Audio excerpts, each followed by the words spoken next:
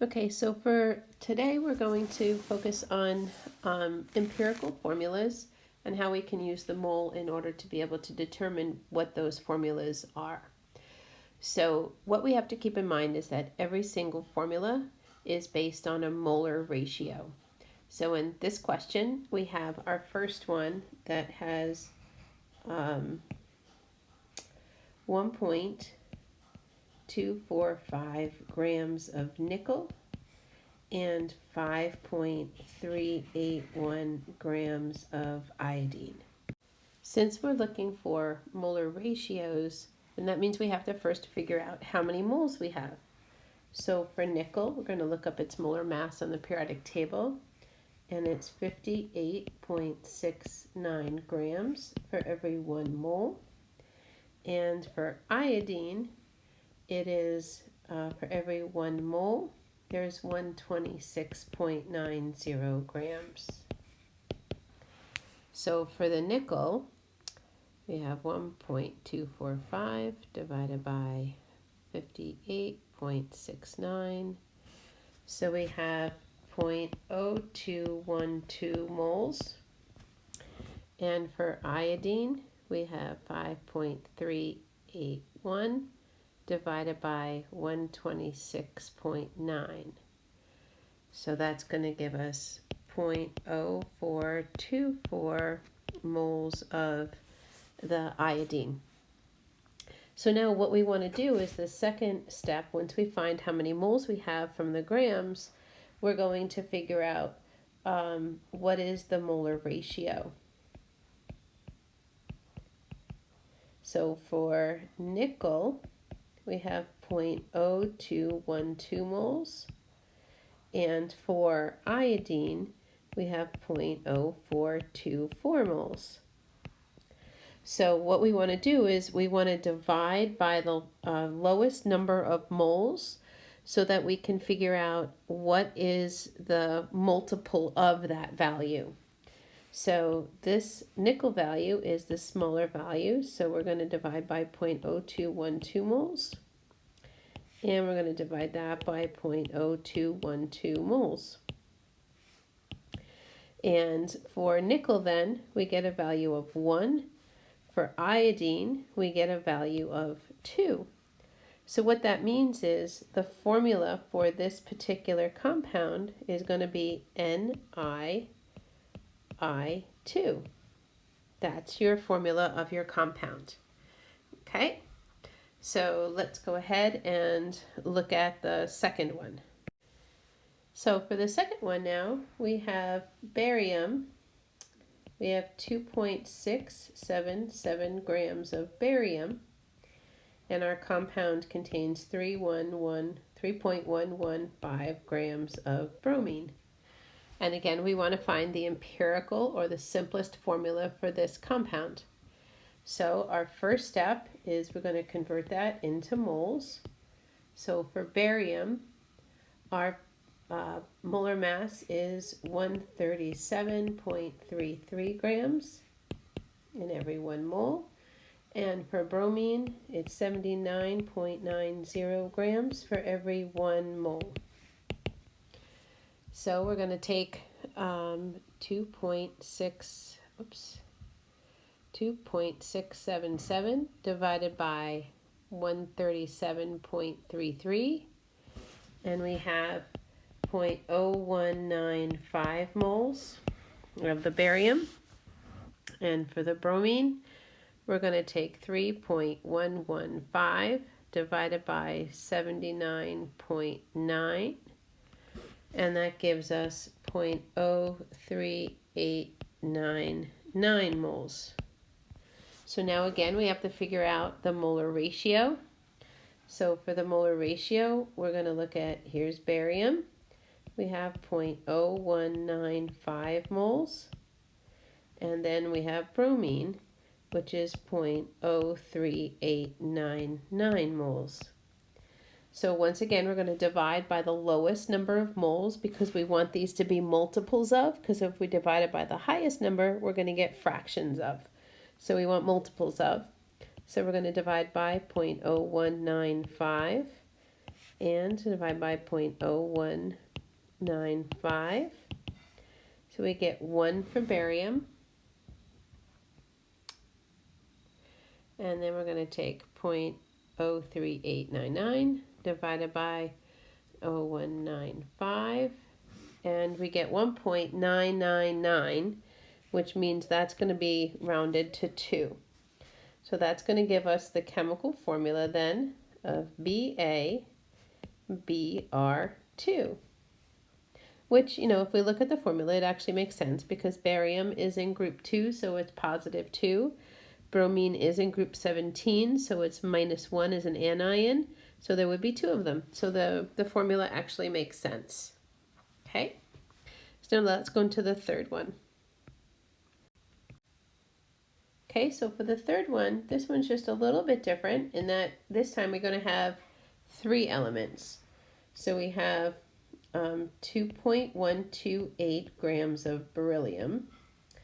We have 7.557 grams of sulfur. And then we have 15.0107 grams of oxygen. So we have to do the same thing. We're going to figure out how many moles we have. So we're going to take beryllium. I know that in 1 mole of beryllium, there's 9.01 grams. For sulfur, I know that in 1 mole of sulfur, there's 32.06 grams. And for oxygen, this is just not elemental oxygen. This is just oxygen in the compound, so it has to be 1 mole. So in 1 mole, that's going to be 16 grams. So we're going to figure out how many moles we have. So that's going to be 2.128 divided by 9.01. That gives me 0.2362 moles. And then we're going to take 7.557 divided by 32.06. Gives me 0.2357 moles. And then we're going to take 15.107 divided by 16, and that's going to give us 0.9442 moles.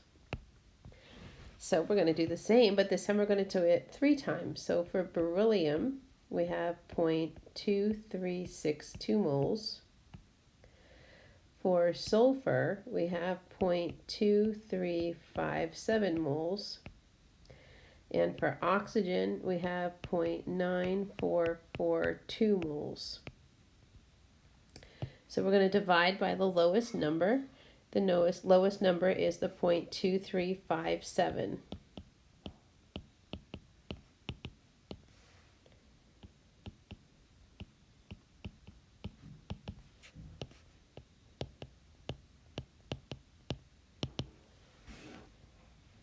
So we have, just to see how close it is, 0.2362 divided by 0.2357 gives me 1.002, so that's going to round to 1. This is going to be 1, and we're going to take 0.9442 divided by 0.2357, and that gives me a total of 4.00. So as long as the number next to that value is 0.0 or 0.9, then we can round. If it's anything else, then we're going to have to find another multiple of it. So for our formula, we have BeSO4, or beryllium sulfate. So that makes sense when we look at it. So that's what we do when we're looking at formulas that come from masses.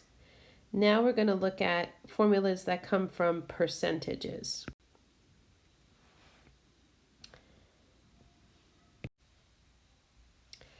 So if we look at this one, it says calculate the empirical formula for each natural flavor based on its elemental mass percentage composition. So we're going to be learning that it is possible to be able to evaluate different compounds by looking at their percent composition. So there's certain apparatus that we can use. We can use something that's called a combustion analysis, or we can actually do an analysis where we can figure out the percentage of each element in that particular compound. So in this first one, we have carbon, which has 58.80%. We have hydrogen, which is 9.87%. And we have oxygen, which is 31.33%. And all of this is percentage by mass. So if it's percentage by mass, percentage means per 100. So that means that 58.80 grams of carbon per every 100 grams of compound. And it means that it's 9.87 grams of hydrogen for every 100 grams of compound. And then we have 31.33 grams of oxygen for every 100 grams of compounds. Well, the thing is that once we get the molar ratio, it's always going to be that. In this case, we're looking at methyl butyrate. That compound is always going to have the same percent composition. It's always going to have the same molar ratio. So in order for us to get grams like we did in the last one, this time all we have to do is we have to assume that we have 100 grams of compound. Because if I assume 100 grams of compound, then that means that I have 58.80 grams of carbon, 9.87 grams of hydrogen, and 31.33 grams of oxygen. And if you follow the practice that we just did, then that means that you're going to be able to actually find the empirical formula from those values. So why don't you go ahead and pause the video and see if you can find out what the compound's empirical formula is. I will do the same on the next slide, so just pause and then I'll move on to the next slide and then you'll be able to see how I solved it. Okay, so these were the masses that we were given after we assumed 100 grams of each of the compounds. So what we're going to do is we're going to take each one. So I have carbon. I have 58.80 grams of carbon. So I'm going to figure out how many moles of carbon I have. I'm going to do the same with hydrogen. I have 9.87 grams of hydrogen. I know in 1 mole there's 1.008 grams. And then for oxygen, I have 31.33 grams of oxygen. And in every 1 mole, there's 16 grams. So we're going to figure out how many moles we have of each one. So we're going to take 58.8 divided by 12.01. And we get 4.8959 moles. Then we're going to take 9.87 divided by 1.008, and we get 9.7917 moles. And for the oxygen, we're going to take 31.33 divided by 16, and we're going to get 1.958125 moles. And now what we're going to do is we're going to divide by the lowest number. So that's going to be the number of moles of oxygen. So we're going to divide by 1.958125 moles. 1.958125. 1.958125. So when we divide this one, we're going to get 9.7917 divided by 1.958125, and we get 5,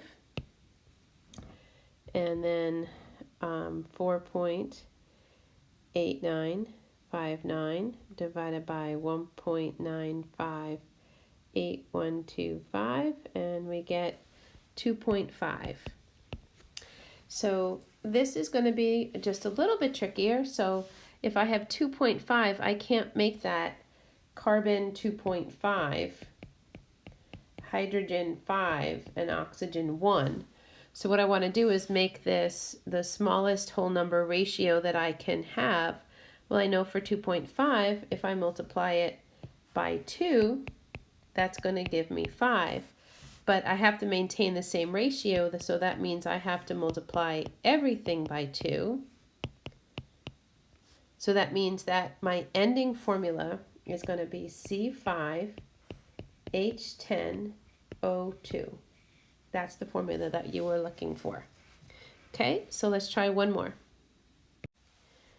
Okay, so we're going to read the next question. I'm going to have you pause and see if you can figure it out on your own. So vanillin, responsible for the taste and smell of vanilla, is 63.15% carbon, 5.30% hydrogen, and 31.55% oxygen. See if you can determine the empirical formula of this compound. Okay, so what we're going to do is we're going to take the percentage and we're going to assume 100 grams of the compound. So if we do that, that means that for carbon, I have 63.15 grams of carbon. For hydrogen, I have 5.30 grams. And for oxygen, I have 31.55 grams. So my next step is we're going to turn that into moles for each of them using their molar masses.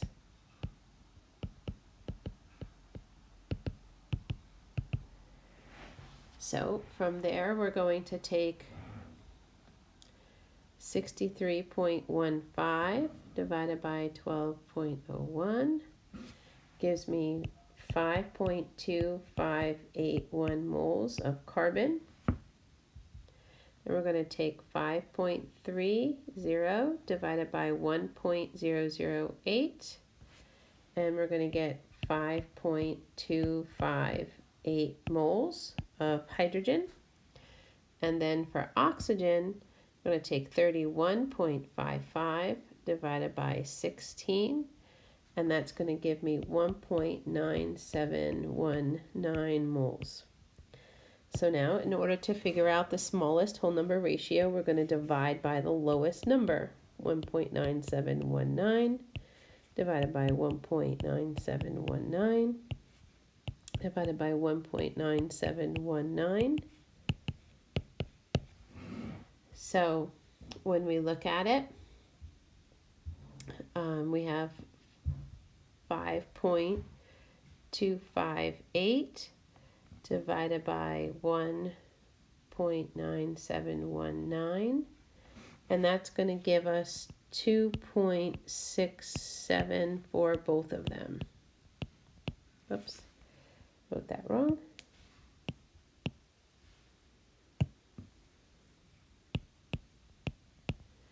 So again, we don't have a nice round number in order to do that. So we're going to have to multiply that by a value that's going to get that value to go through. So 2.67, that's the same as 2 2/3. So I have to figure out what can I multiply this by that's going to bring me to a whole number. So I'm going to go ahead, and if I multiply them by 3, that's going to give me 8, 8, and 3. So that means that my formula would be C8H8O3. Okay, so that's empirical formula, and those are some practice questions for us to be able to look through.